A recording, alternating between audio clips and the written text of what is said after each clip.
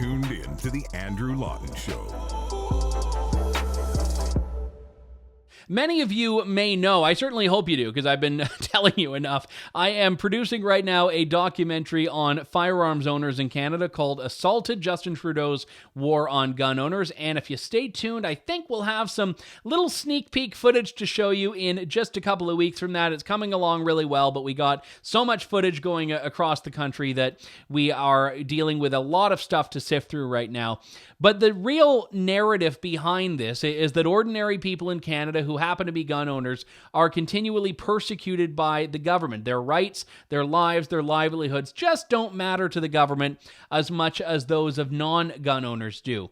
And that's why this story piqued my interest from Brian Lilly at the Toronto Sun, who will actually be in the documentary. Brian Lilly has uncovered evidence that the RCMP kept a copy of the gun registry, the long gun registry, which was repealed and whose data were supposed to be destroyed by police agencies, which he has gotten from a criminal defense lawyer by the name of Ed Burlew, who was sifting through documents sent over, disclosure documents by the Crown regarding his client, and he found evidence, he says, that the RCMP kept a copy of the National Gun Registry despite Parliament ordering it destroyed in 2012. The registry had been on the books for about 22 years. It was repealed by the Conservatives, and not just stopped, but stopped with a directive that all of the records from it had to be destroyed, because the rationale was that government did not deserve to have records of every long gun and every shotgun, non-restricted firearms that were owned by law-abiding gun owners. But this lawyer saw documents from 2019 that had information that only could have come from the registry, which he says is proof that someone within the RCMP deliberately lied to Parliament and the courts. And moreover, he found evidence that this document had passed through numerous departments, from the RCMP to the OPP and all of these other places, so the document wasn't just stored, but was being disseminated. And the big problem with this is that this means that information that should not exist in a government database was not just being stored by the government, but passed around as though it was not something that was supposed to be destroyed, as though the government believed it was its right to keep this information.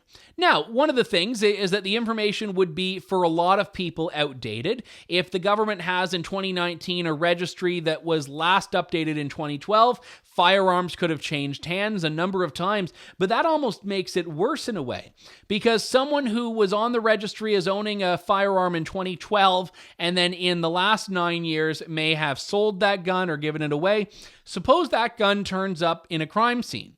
Now, we know that law-abiding gun owners are not the problem, but I'm speaking hypothetically at this point. Well, now police have this secret registry that they will use to tie this to someone else.